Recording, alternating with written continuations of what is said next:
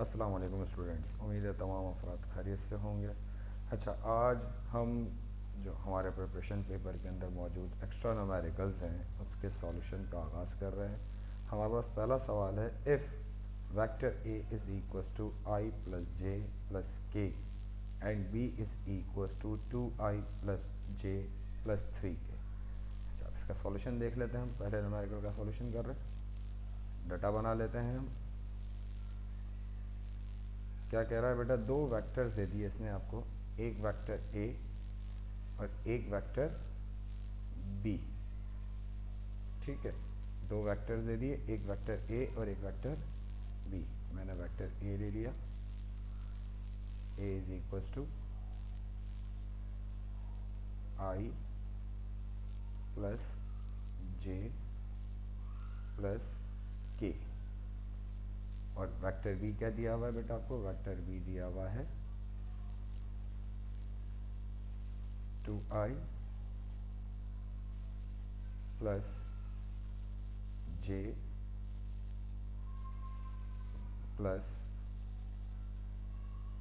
3k। अच्छा, सवाल में हमसे क्या कह रहा है, सवाल में हमसे कह रहा है find the unit vector parallel to a minus 2b। हमें एक यूनिट वेक्टर निकालना है। यूनिट वेक्टर को हम u से रिप्रेजेंट करते हैं, u कैप हमें मालूम करना है, लेकिन कैसा unit vector, parallel to a minus 2b। अच्छा, याद रखना बेटा, दो तरीके के यूनिट वेक्टर होते हैं, एक यूनिट वेक्टर पैरेलल होता है और एक यूनिट वेक्टर परपेंडिकुलर होता है। हमें यहाँ पे क्या निकालना है, यूनिट वेक्टर पैरेलल। अच्छा, यूनिट वेक्टर पैरेलल कैसे निकालते हैं, यूनिट वेक्टर पैरेलल बेटा निकालते हैं, यूनिट वेक्टर पैरेलल कैसे निकालते हैं, यूनिट वेक्टर पैरेलल निकालने के लिए हमें मालूम है, दो यूनिट वेक्टर पैरेलल कैसे निकलेगा, यूनिट वेक्टर पैरेलल होता है वेक्टर को उसी के मैग्नीट्यूड से क्या कर दो, डिवाइड कर दो, तो ये आ जाता है आपके पास यूनिट वेक्टर पैरेलल। अब अगर आपसे कहता है पेपर के अंदर यूनिट वेक्टर परपेंडिकुलर, तो यूनिट वेक्टर परपेंडिकुलर कैसे निकालेंगे, जिन दो वेक्टर के परपेंडिकुलर यूनिट वेक्टर निकालना होगा उन दोनों वेक्टर के क्रॉस प्रोडक्ट को उसके मैग्नीट्यूड से डिवाइड करेंगे। यहाँ पे हमें यूनिट वेक्टर पैरेलल निकालना है, u निकालना है, लेकिन किसके पैरेलल, a माइनस 2b, इसके पैरेलल निकालना है। तो अब मैंने इसी वेक्टर को डिवाइड कर दिया किससे, इसी के मैग्नीट्यूड से, यानी a माइनस 2b का मैग्नीट्यूड। अब मसला मेरे पास ये है कि ना मुझे a माइनस 2b पता है, ना ही मुझे इसका मैग्नीट्यूड पता है, तो लिहाजा मैंने इसको कह दिया इक्वेशन नंबर 1। अब सबसे पहले हम क्या निकालेंगे, a माइनस 2b। अब हमें a और b तो पता है, उसकी मदद से हम क्या निकाल लेंगे, a माइनस 2b निकाल लेंगे। अब पहले हम a माइनस 2b निकालते हैं। अब a माइनस 2b निकालते हैं तो हमें मालूम है a क्या है बेटा, a minus 2b is equals to, A क्या है, ए की जगह पे ए की वैल्यू लिख देते हैं, आई प्लस जे प्लस के। अच्छा, इन सब के ऊपर कैप्स आएंगी, कैप्स लगाना ज़रूरी है ताकि यूनिट वेक्टर पता लग जाए। माइनस 2b क्या है बेटा, 2i minus plus J plus 3k, ये b वेक्टर आ गया हमारे पास। अब हमें इन दोनों को माइनस करना है, सिंपल, पहले ब्रैकेट को सॉल्व कर लेंगे। ब्रैकेट को सॉल्व करते हैं,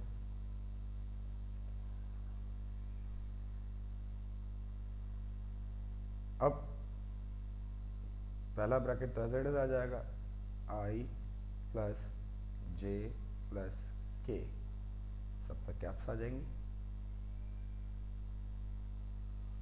माइनस प्लस माइनस माइनस 2 2 ज़ा 4, i plus plus minus minus 2 2 ज़ा 2 1 ज़ा 2, 2j प्लस माइनस माइनस 2 3 ज़ा 6k।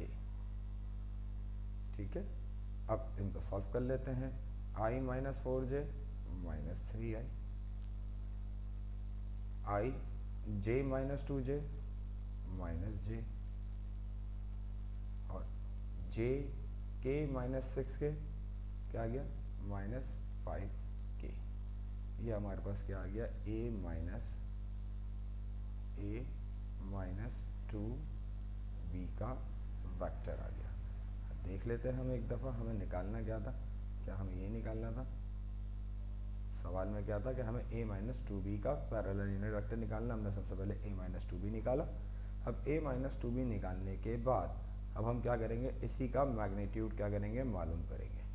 मैग्नीट्यूड निकालने का फॉर्मूला क्या होता है, मैग्नीट्यूड निकालने का फॉर्मूला होता है, हमें जिस वेक्टर का मैग्नीट्यूड निकालना है उस वेक्टर के तमाम कंपोनेंट्स का स्क्वायर करके ऐड कर देते हैं और उसका रूट ले लेते हैं। तो हम सबसे पहले a माइनस टू बी के कंपोनेंट्स लिखेंगे। कंपोनेंट्स क्या हैं भाई,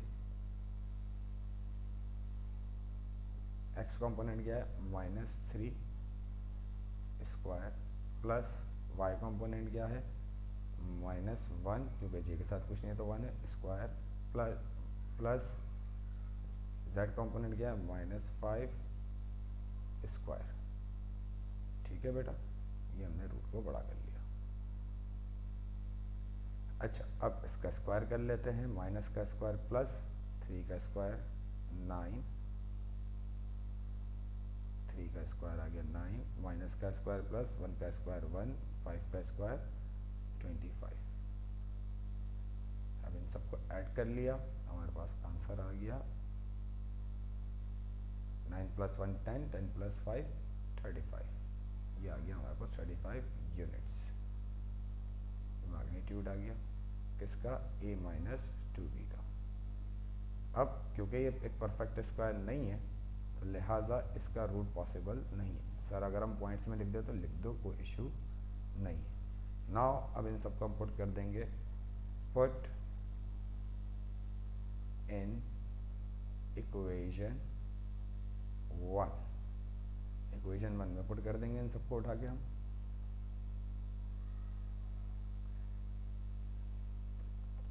इक्वेशन वन में पुट कर देते हैं। इक्वेशन वन क्या थी हमारे पास, इक्वेशन वन थी unit vector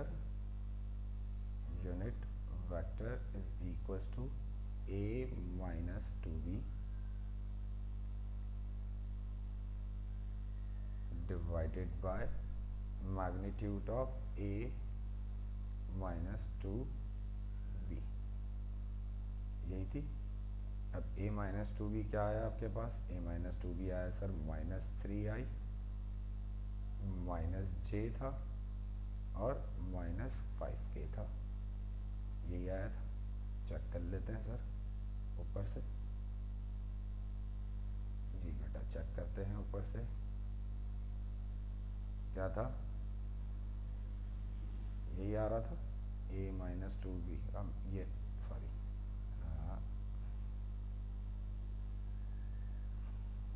a minus two b आपके पास क्या आ रहा था, a माइनस टू बी आपके पास ये आ रहा था।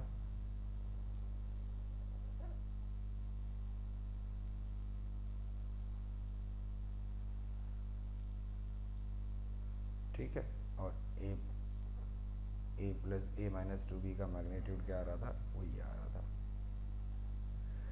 अब इनकी वैल्यूज को पुट कर देते हैं हम। क्या मैंने ये लिखी थी, a माइनस टू बी की जगह पर सही लिखी थी बिल्कुल। अब इसका मैग्नीट्यूड क्या था, इसका मैग्नीट्यूड था sir divided by under the root क्या था 35।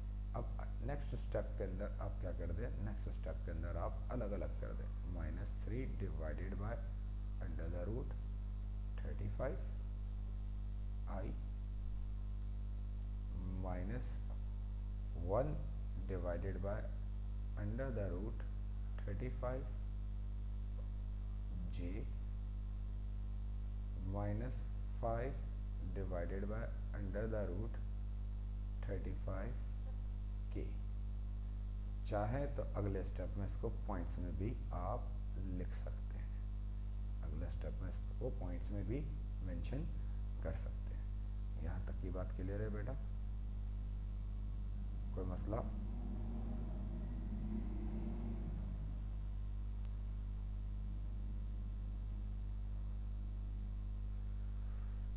यहाँ तक की बात क्लियर है बेटा, कोई इश्यू नहीं?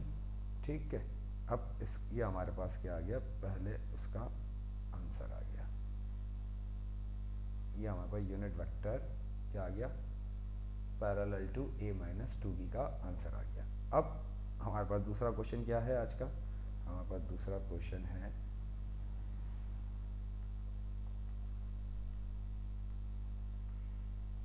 दूसरा क्वेश्चन है an object moves along a straight line from 3, 2, -6। कह रहा है कि एक ऑब्जेक्ट है जो कि स्ट्रेट लाइन पे मूव कर रहा है। ठीक है, मैं सवाल को कॉपी कर लेता हूँ और नीचे पेस्ट कर देता हूँ ताकि आसानी रहे।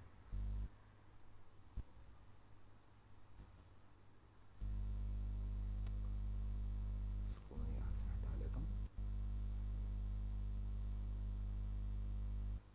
और इसको लाके नीचे पेस्ट कर देता हूँ।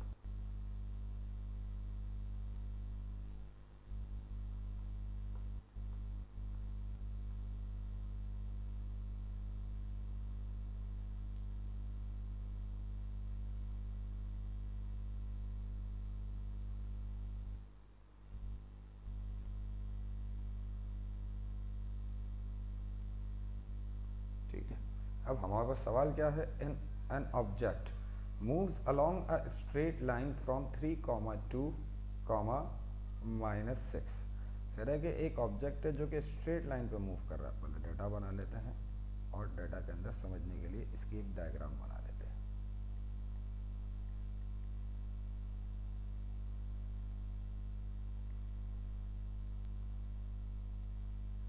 ठीक है, क्या कह रहा है, एक ऑब्जेक्ट है, ये फॉर सपोज ऑब्जेक्ट, ये एक पॉइंट ऑब्जेक्ट है, ये एक स्ट्रेट लाइन पे मूव कर रहा है। ये एक स्ट्रेट लाइन आ गई, इस पे मूव कर रहा है। जहाँ से मूव कर रहा है वो पॉइंट क्या दिया हुआ, वो पॉइंट दिया हुआ है आपको 3, 2, -6। कहाँ तक जा रहा है, एक और पॉइंट तक जा रहा है। ये एक और पॉइंट आ गया जहाँ पे ये ऑब्जेक्ट आके रुक रहा है। इस पॉइंट की जो वैल्यू दी हुई है, ये कितनी दी हुई है, ये दी हुई है 14, 13, 9। ये इस पॉइंट की वैल्यू दे दी। ऑब्जेक्ट कहाँ से कहाँ जा रहा है, ऑब्जेक्ट जा रहा है पहले पॉइंट से दूसरे पॉइंट की तरफ, ऐसे जा रहा है। यानी एक को हमने कह दिया R1 क्योंकि ये पहले वाले पॉइंट की पोजीशन है। पोजीशन को हम R से रिप्रेजेंट करते हैं, क्या दे दिया हमें 3, ये x की वैल्यू है 3i पॉजिटिव 2j, दूसरा पॉइंट y को रिप्रेजेंट करता है, तीसरा पॉइंट z को -6k। इसी तरीके से पोजीशन R2 की अगर मैं बात करूं, पोजीशन R2 की, तो R2 क्या होगा, R2 होगा sir 14i plus 13j plus 9k। ये हमारे पास R2 की पोजीशन आ गई। अब हमसे कह रहा है सवाल में कैसे मूव तो कर रहा है, मूव करने के लिए फोर्स चाहिए। When a uniform force of, जब एक यूनिफॉर्म फोर्स, अब यूनिफॉर्म फोर्स कितनी दी हुई है बेटा, when a uniform force of, force को F से रिप्रेजेंट करते हैं, F इज इक्वल टू कितनी दी हुई है 4i आगे।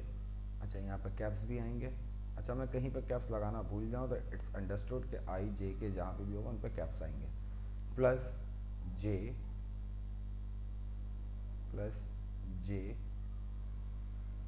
आगे आगे दे रहा है +3k। ठीक है, ये हमें फोर्स दे दी। सवाल में कह रहा है फाइंड द वर्क डन, हमें वर्क डन क्या करना है, मालूम करना है। And angle between the force and displacement, और हमें एंगल मालूम करना है फोर्स और डिस्प्लेसमेंट के दरमियान, एंगल भी हमें मालूम करना है। ठीक है भाई, देख लेते हैं। हमें पहले सबसे पहले क्या निकालना है, वर्क डन। हमने सॉल्यूशन की हेडिंग डाल दी, solution,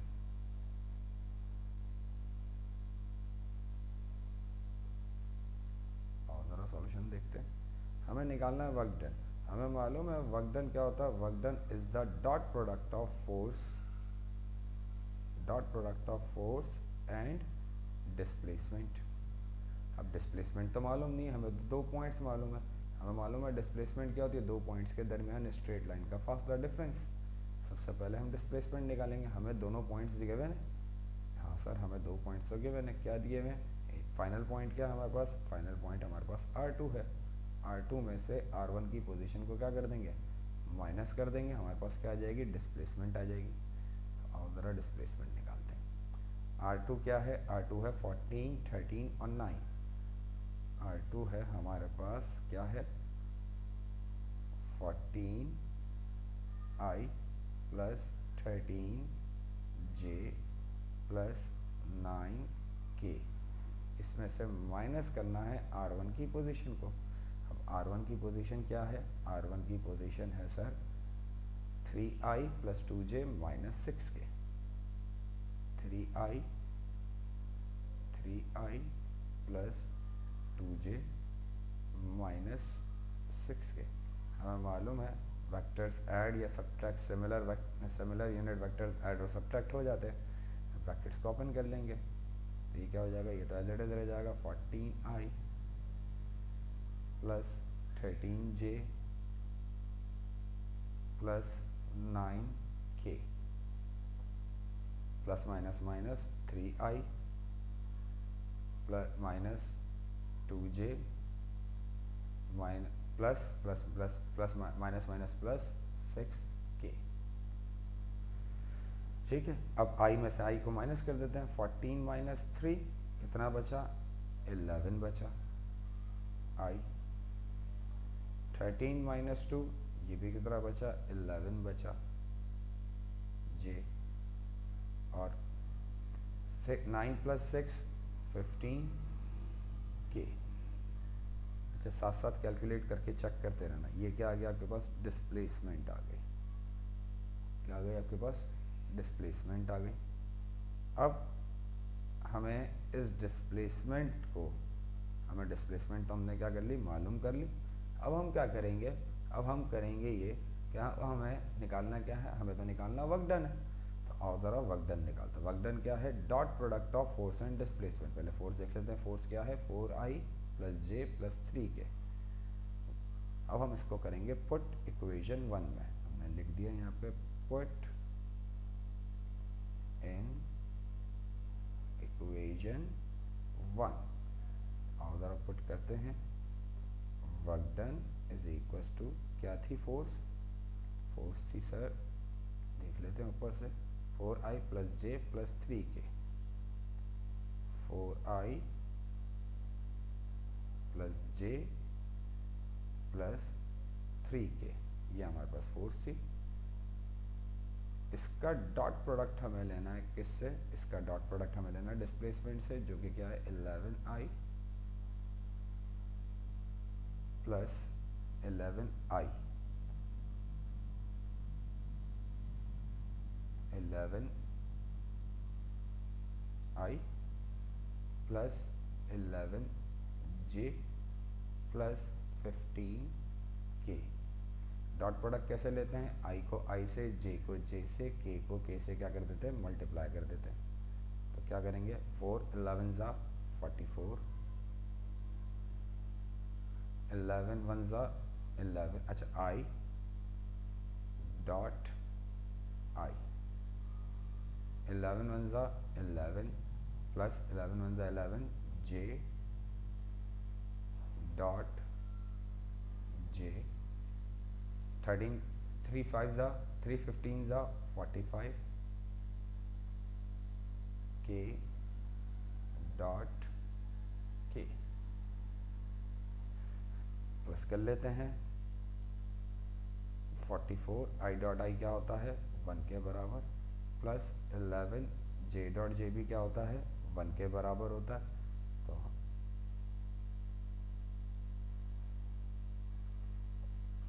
11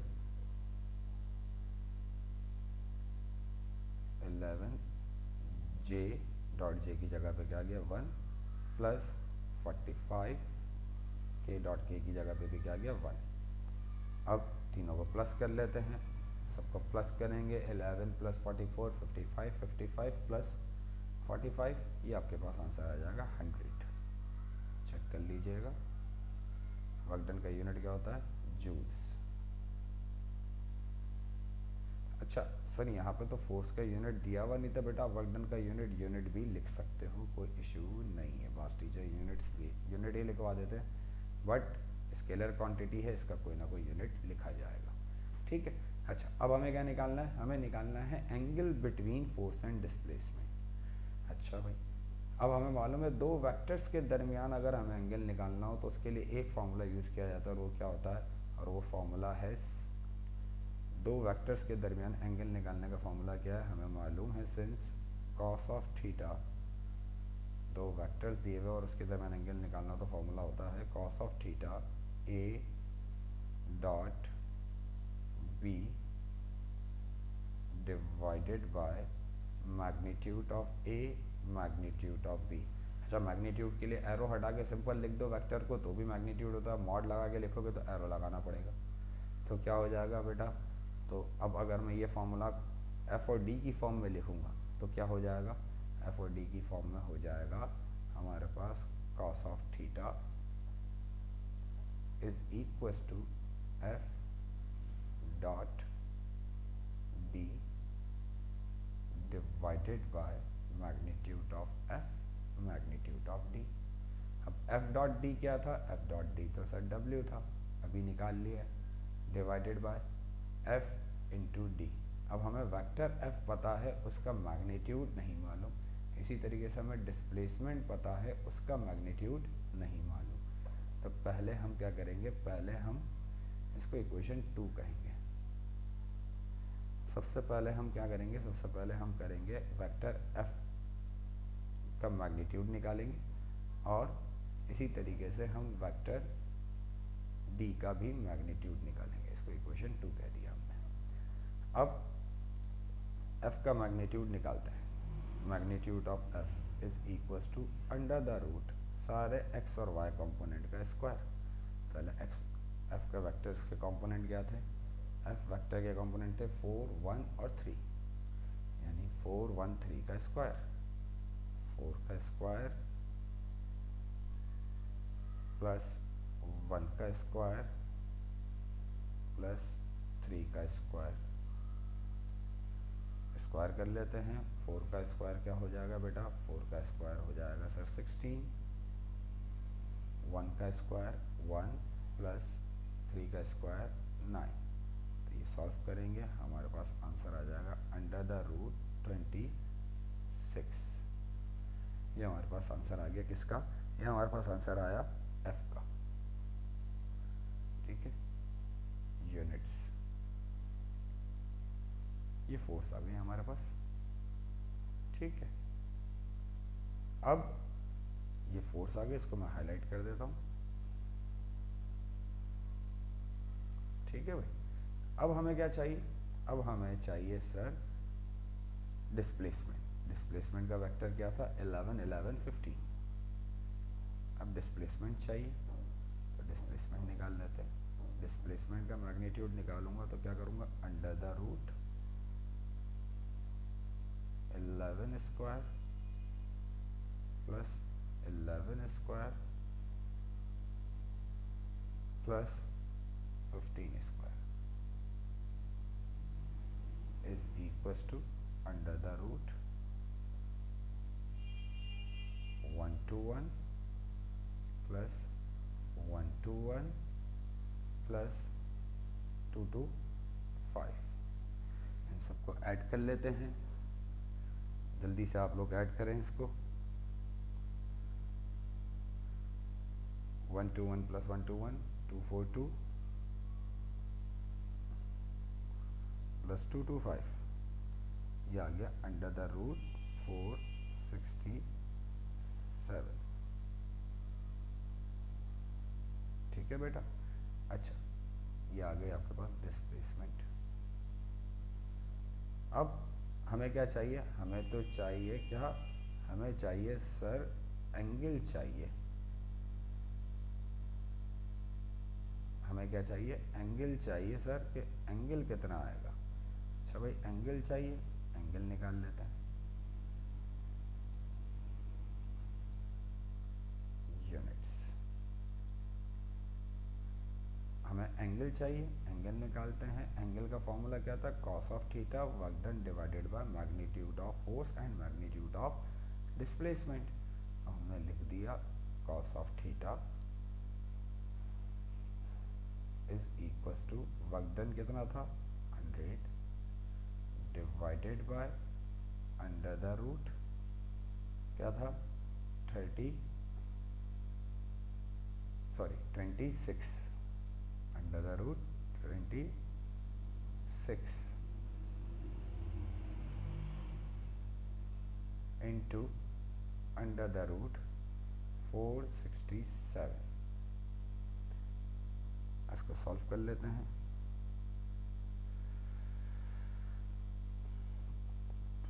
hundred divided by under the root 26 divided by under the root 426।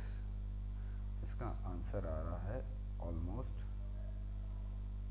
0.95 इसका आंसर आ रहा है। अब इसका कॉस इनवर्स निकाल लेते हैं। Theta is equal to cos of inverse 0.95।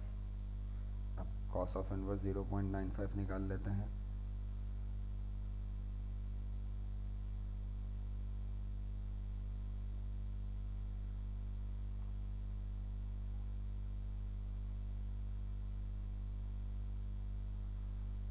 Cos of inverse 0.95, इसका आंसर आ गया 18.19 डिग्री।